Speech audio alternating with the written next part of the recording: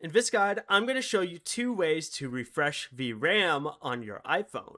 This is Miguel from Just Boz, and before we get into this guide, make sure to like the video and subscribe to the channel with all notifications on for more content like this. It really does help out the channel and we'd greatly appreciate it. If you have any questions, just ask them down in the comment section below. I'm going to be doing my best to reply to every single comment down there. First, go ahead and open the Settings app and go down to where it says Accessibility. Then scroll down from there and tap Touch and select Assistive Touch.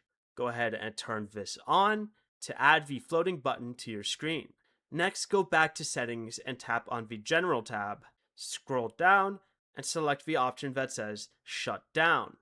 When the power off screen appears, tap the Assistive Touch button and press and hold the Home button until the passcode or lock screen appears.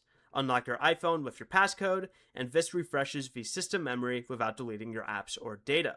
Another option is to restart your iPhone by quickly pressing the volume up button, then volume down button, then press and hold the side button until the Apple logo appears. Once the iPhone restarts, temporary system processes and memory will be refreshed.